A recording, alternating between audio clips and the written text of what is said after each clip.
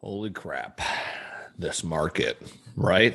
I thought we were in for a May roller coaster ride back up to the all-time high, and we just kept spiraling down. I had my worst day ever on May 9th, 7.5%. I don't even know if that was the right sound, but it went away. I've since made it all back, but the bear market is obviously in full effect. You're hearing recession thrown around. And look, a lot of major players were saying this back in November, which was when we had the all-time high in all the four major indexes. It's been a roller coaster ride. I'm not panicking. I'm learning more as, you'll hear here's part of CorTrades as I'm starting here solo, but we got Jack Duncan with me as we interview Fidelity Investments financial advisor and Evan Scales.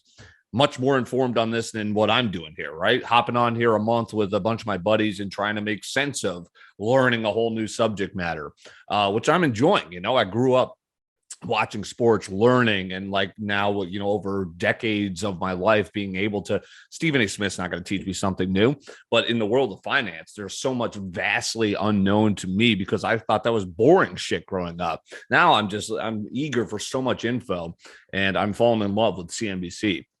If there's no sports on, well, I got the multi-screen setup. You know how I do.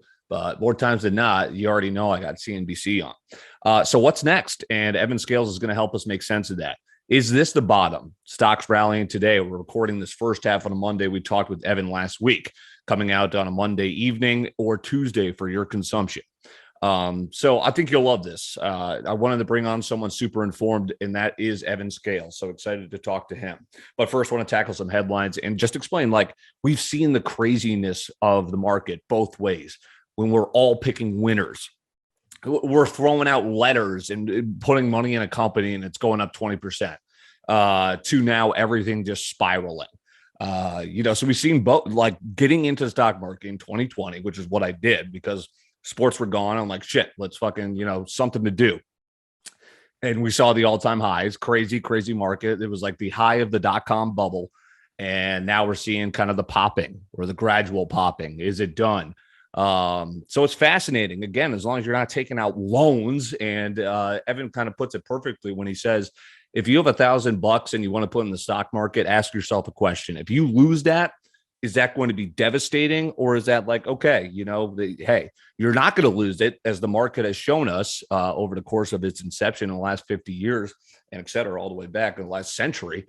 You're going to eventually go back up. It's just about being prepared for when you go down, be weary of all-time highs, but know that there always going to be a next all-time high. So that's what's crazy, but it's how long until the next all-time high, which again, we have not seen since November of 2021. How about my call on Target? Worst day since 1987. Although I did tell you last pod, my pick of the month was to get out. So maybe you did make a profit on that. That was the thing, right? When we talked in, what was it now? In March, it was, okay, where are you going to find some value here in a market that's correcting, to April? Okay, wow, it's still kind of going down, very volatile. What's next? And now I'm talking to you in May, and it's like, holy shit, we just took a beating for 4 weeks. I mean, an utter beating. And now it's about licking our wounds. If you have capital, doubling down. But, we're trying to find where that bottom is and when we can start talking about consecutive green days in a row. So yeah, Target, that was crazy. I wondered what the offices were like right down the street from me on that day where they tumbled ridiculously. So I mentioned, just don't panic, just be prepared. Right now, again, if you're talking about getting into the stock market now's the time, right? Maybe not May, maybe if we keep going down, maybe it's June, but everything is on sale right now, bargains. And certainly there's a lot of cautious optimism. Zoom earnings just came out, and they're skyrocketing. So hopefully we need some of these big names to kind of jump the tech rebound. And maybe we'll see if Zoom here earnings call on a Monday coming out positive, if that will jumpstart the rest of the market, especially tech. We need it. All right, let's tackle some headlines here before we flip to our interview with Fidelity Investments. Evan Scales. and a great conversation. So Elon and Twitter, he's buying it. He's not going to buy it. He wants a better deal. The deal's not off the table. He's sparring and throwing poop emojis with the CEO of Twitter as he's trying to have like a logical conversation about it. What was interesting was that he was, what is he going to buy it? Just fucking buy it already. I love Twitter. Not necessarily as a play right now, but I love using it. I love using it for up to the minute news before everyone else. If you just put on the trending tab, it's not where you can't get news on Instagram. You can't, you could get some videos, I guess, from TikTok that leak its way out to Twitter, but it's very distinctive as a social media platform. And, you could just put your thoughts there. That's interesting, but I think it's really revolutionary how it's kind of jump-started just an entire industry, right? It made the sports media personality popular. It gave athletes a platform to grow their own brand. Instagram did as well, but now you get Kevin Durant like throwing it back and forth with different sports media personalities that he couldn't do that with before. We had this Web 2.0 revolution. And now you're seeing VCon in Minneapolis this past weekend, totally dedicated to Web 3.0. So again, we talked crypto with Emmett Scales and his take on it as a financial advisor as well. So that's coming up. CNN Plus run didn't even surpass the extremely short run of Quibi. That was ridiculous. I mean, what a poor business move. Ridiculous. I couldn't believe that. Dust has since settled from them, but what a disaster. Warner Brothers and Discovery combined, I find it interesting when companies do that. I know Warner Brothers obviously is very extensive. Discovery Plus is a thing too. I'm surprised CNN Plus didn't, last, but Discovery Plus did, but maybe they got smart and combined with Warner Brothers because it didn't go as planned. But that's interesting. Okay. I saw this on TikTok, and it's interesting because their advertisement, which is obviously TikTok's a super popular thing, especially amongst young people now, and they're advertising, hey, buy shares now before we go public. And what it is an autonomous mowing company called Graze. And I want you to think about this. It's like the Roomba for your lawn, like I'll mow your lawn for you. Now, what's your guys' take on this?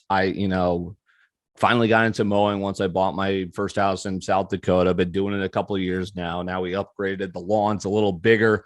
The lawn's a little bit, more steep in the backyard here in Minneapolis. And I'm kind of thinking, I love a good mowing on my lawn. It's very rewarding, especially when you get that grass looking just right.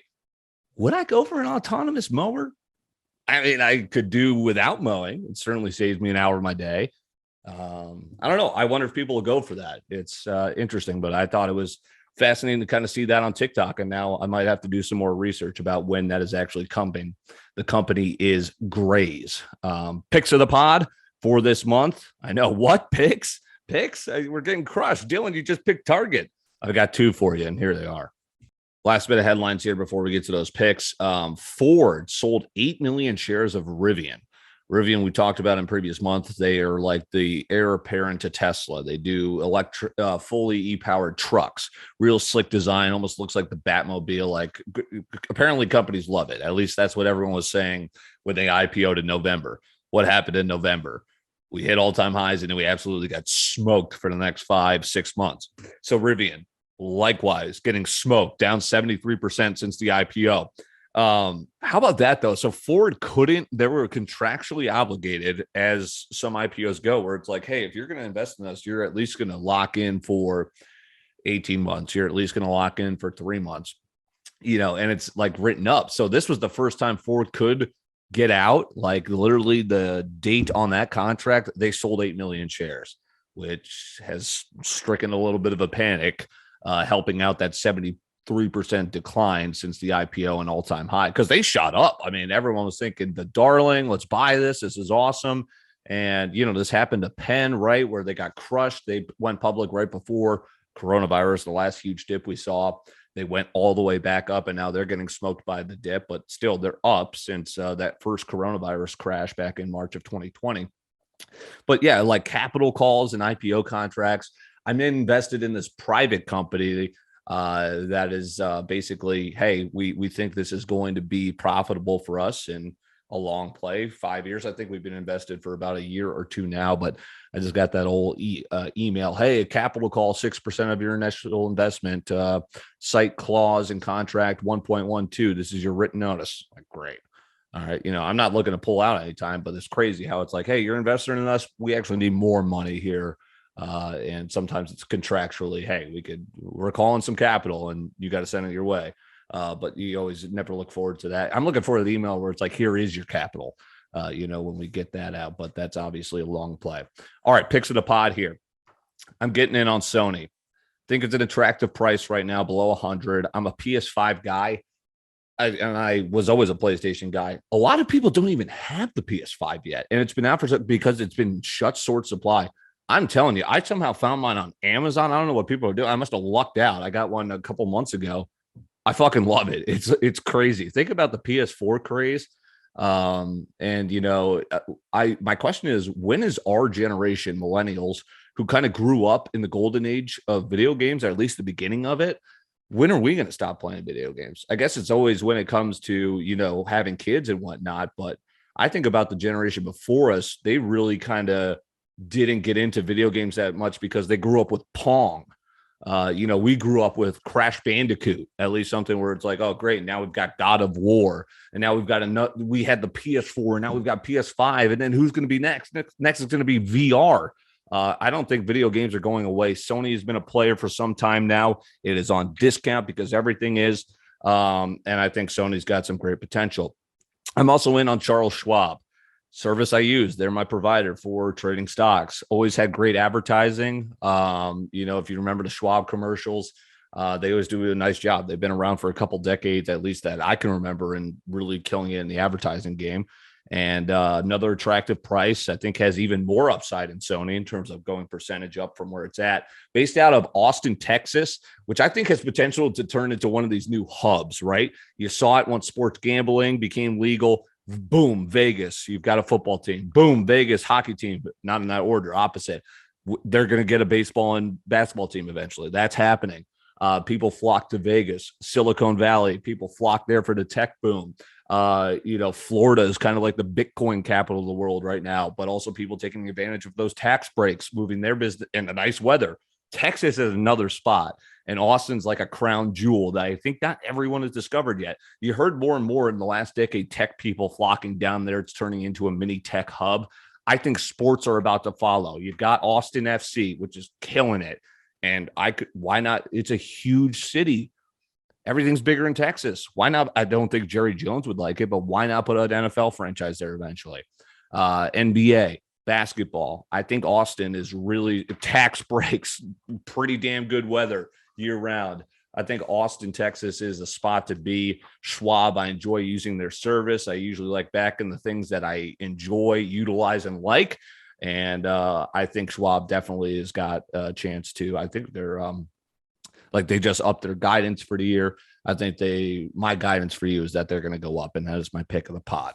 But of course, none of this is financial advice. We've got a actual financial advisor with us here, Evan Scales. You're going to learn, of course, he's not giving you full-fledged advice that you should do with, but he's here to help you make more informed decisions, explain what's going on, teach me and Jack what the hell's going on, because you sure is not getting the most, astute stuff on stocks here. The point of this pod is me kind of like the average man dipping his toe into something and trying to make sense of it. I might post the Dylan, the ARK hedge fund, or, I should post my portfolio. It's the DC 80, the Russell 5000, Russell 1000. I've got, I think, 83 stocks I'm in, but at the moment, nobody's got any winners, and I certainly do not as well, but Sony and Schwab, you already know, right? Lock it in.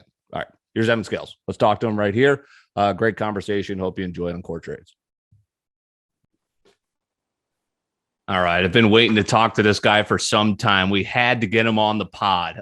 We have this in common. We were both high school athletes, but there's one key difference. You, Evan Scales, were exceptional, and I was getting you water.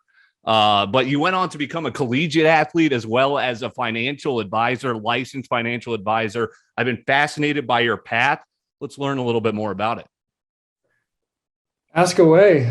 That 2015 squad, probably the most fun I ever had playing basketball. Like, Yes. I think you can attest to that. I think we had on the court, off the court. That was a group. That was a squad. But yeah, junior college out of high school first, and then Southeast to finish, Southeast Missouri State. TD Ameritrade out of college, and then Fidelity Investments. So that's been about it. What would your current take kind of be on the current state of the market? That's a really good question. I think you have to look at it from multiple perspectives. A lot of my clients are about to retire, retired, or just retired, right? So the conversations we have are a little bit different, right? Protecting your money, income, things like that are really important. For let's go with like a younger, let's call it low 20s to like closer to the 40, 45, mid 40s. I think it's very interesting because if you look at the stock market and then you look outside, it's completely, there's two separate worlds. Kind of like COVID. You look at, we'll call it April, May of 2020, the market was ripping, but nobody was outside. You know, you have hotel companies at all-time highs and nobody's in the hotel. So it's quite stark when I look at it. I mean, there are three big things that are really driving what you would call our push down, I guess. You've got the biggest one is inflation. Then you have China, and then you have Russia, Ukraine. And so there's a lot of concerns. For your younger investor, I don't think it's a huge deal, but it's definitely a learning opportunity, right? 2008, you hear that a lot. 2000, you hear that a lot. This is kind of our like intro to what it looks like to have a really down market. So quite interesting. What's super interesting, and you said it, was like that's when I kind of got interested was, okay, sports are done. I can't gamble on it. Where am I going to find some value? Oh, hey, there's a stock market. And like I just discovered CNBC, which is just like I'm learning new stuff. Like, you know, I've been growing up following sports, like having that on 24/7. Now I'm like, wait a second, this is interesting to me too. But you said it. We went through where stocks are just ripping. You couldn't pick a non-winner through 2020, 2021. Now we've come back down to earth. And like you said, it's learning. So as long as you weren't, you know, taking out loans and getting screwed here, but, you know, you just kind of got to weather the storm, learn. You know, I thought I was the smartest guy in the room. Now I'm humbled. It's like, oh, this is what it is. What really got you into finance and like for your passion for it? Was it in college, in high school? I think we kind of all shared that same similarity of like just wanting to hustle and then money being the result of that. And so you just like it. And then the more you learn about it, you're like, I kind of like this. And so I don't know if I ever had a burning desire to be a financial advisor. I just like money. And then all of a sudden I kind of kept looking around. I was like, this is cool. And I just learned more about it. And that's how I got there. There's nothing real special there. So what would you say are kind of your favorite things about the world of finance and kind of your least favorite parts? That's a good question because I'll take it as an advisor because that's probably the most important. The best part about it is like you leave an appointment, I have a meeting with the client, and they'll just shake your hand like and just say thank you. Like we were lost before, but now we have the most perfect, clear picture of what we want our future to look like. I can't express to you the feeling you get when you have a client who like their income is solved. They have Social Security and they have all the money they worked their entire life for. You set it up in an income structure and they don't have to worry about it. They wake up every month, they have Social Security, they have their own little pension set up. And they can do whatever they want. You see the people who travel and go to Florida for the months and they spend money like crazy. That's because they have a really good financial plan. So I would say that's probably the most rewarding part. But the flip side is when you run into people who they didn't save or they weren't prepared or they were more aggressive.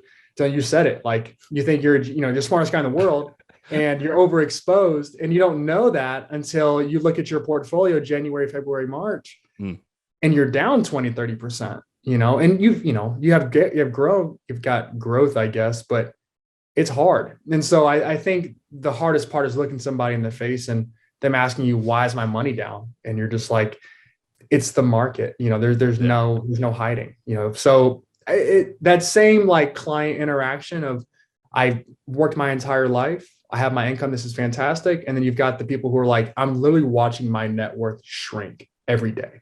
And so those are the peak and trough, I guess you could say, of financial advising. And they don't have the answers, right? You're sitting here like, hey, this is how the market goes. And you said, we're riding the highs. Hell, we have a green day tomorrow. We're forgetting about today where, we obviously want a bit more sustainability, but you touched on it. The future, we know eventually, if time will tell, stocks will eventually rebound, right? People who have the capital right now are buying, they're getting this dip, but we're not sure how far more it'll dip. That's what's interesting. So where do you think the market will go from here, in your opinion, next year, next 5 years, next 10 years? Yeah, it's very interesting. I have this conversation pretty much every day, and I'll touch on the part of it about when to buy, but we've seen such velocity in the market. I think COVID really stepped in and just like everybody learned about stocks. They learned about options. They learned about how they can leverage their money to make more. They learned about how the system works. And so you saw COVID, things crash incredibly fast. And then it turned around and ripped up incredibly fast. And then you start looking at October, November 2021, January, February, March, April, May, maybe June of 2022, we're ripping down. Yeah. And so usually like we talk about a correction, a 10% correction.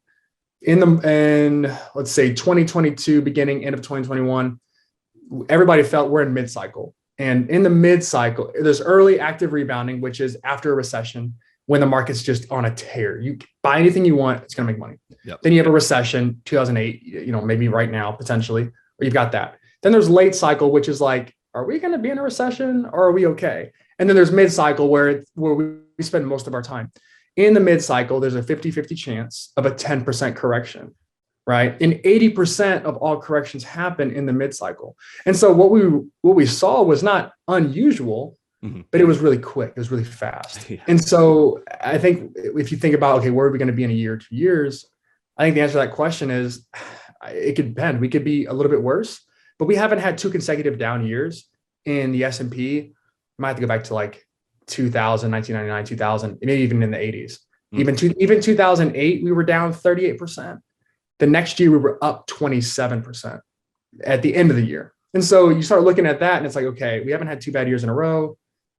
I think in a couple of years, we'll be back to where we are. You look at all the economic data. I mean, the consumer spending is strong. You're seeing record levels of unemployment. Like that's incredibly rare. You're seeing corporations have sometimes record earnings or really, really strong earnings, giving guidance like, hey, we might not be this strong anymore, but still really strong. So there's a lot of really good out there. But at the same time, like the stock market is a leading indicator. It's kind of showing us the path forward. And so things certainly are going to slow down. But I would say over the next 2 years, call it 18 months, I think we're back fine. Yeah. So one thing you always got to ask finance people, because everyone has a different opinion. What are your thoughts on, crypto, NFTs, the metaverse? What's your opinion? Yeah, there's a ton of ways to answer that. I'm very crypto bullish. For just because I like it, I enjoy it. I think it's really cool. I don't know that there's we found the proper adoption for it yet. I don't know if it's going to be the payment gateway we all want it to be. It's definitely not like digital gold because it crashes as fast as the market did, if not faster. But there is it's an asset and it will be around. And so I think it has to be adopted. NFTs are really cool. I also don't think they've gotten like product market fit, they're interesting. They're really cool. You can flip them and buy them and sell them. Like my profile picture on Twitter is an NFT. I paid $60 for it. I don't even know how I did that. Honestly, I just figured it out. And so I don't think we've figured out where that fits, but I think it will end up being something like best guess would be like, it's like your VIP guest pass to an experience, you get access to something. And so I think there's a lot of really cool things going on with it. The metaverse is interesting. I was listening to Elon Musk speak and he was saying that recessions and market pullbacks are really good because at a certain point it's like raining money on a pool. And so you start getting capital allocated to the wrong things. And so maybe crypto and metaverse, we got a little bit ahead of our skis because they sell it off so fast, but they're definitely here to stay. But if you look at crypto and how it works, it's just a much more violent stock market. Yeah. But you look at the all-time gains on like Bitcoin. I mean, you'd be like, oh my God, you'd be a billionaire if you just held on to it. So it's quite interesting. But it's definitely here to stay. It just where it fits. It's interesting. We'll see. It's like people got a taste back in towards the end of 2010. I mean, think about the .com bubble where people are like, the internet, what? And now we're all using it. Exactly. So again, I think it's like, hey, we all of a sudden see all these commercials and your grandparents are yelling at you. What's that thing bouncing on my Super Bowl ad? Everyone got a taste. And then eventually, it's not right now, but, maybe once we get out of this potential recession, people start, things evolve and maybe it's here to stay. So we're chatting with Evan Scales, licensed financial advisor here on CorTrades. So I know you guys have like different regulations for how, like, are you allowed to kind of have your own portfolio? What have been some of your biggest winners? What are some plays, stocks that you really like right now, or eventually have liked, right, since before we got crushed? Good question. So I think I lead it with like, do your own research, do your own due diligence, whatever. This is not financial advice. Never is. Of course, I told you to buy Target last month. Okay. Yeah, exactly. It happens. As far as like what I like all the things that when I say them, you're going to be like, yeah, duh. Like this is of course, right? I love Amazon. I love Google. Like those are like the two I'm like, if I think about it in 10 years, are going to be around. I like Walmart a lot. I think they're really doing great things over there too. Like those are the big ones. My entire portfolio of like what I call buy and hold, and I add to it weekly, is the indexes, is actually the NASDAQ mostly because it's down so much, and the S&P. I have some small and mid caps too, but that's where I like to play. I don't want to necessarily be a day trader as much as I can. Now I will trade options on the SPY, on SPY. I'm a 0 day or 1 day expiration. That's my thing. One strike out of the money. You can catch me there anytime. But for the most part, I'm going to buy the indexes, and I'm going to buy all the companies that you've heard of that you think are going to be around in 10 years. That's how I think about stock picking at the end of the day. What's like the best advice you like to give people? Like stay calm or like stuff like that? Or how do you kind of, when people are freaking out, how do you handle that? Yeah, I would say it's like you have to have the right mental model. Saying the right thing or doing the right thing is very hard, but thinking the right way is pretty simple. And so you think about like what, like let's just pick a random store. Like what's one of your guys' favorite like department stores or just stores to shop at in general? Like just pick one. Well, let's go Lowe's right now. Perfect. You walk into Lowe's today and everything's on sale at 20%.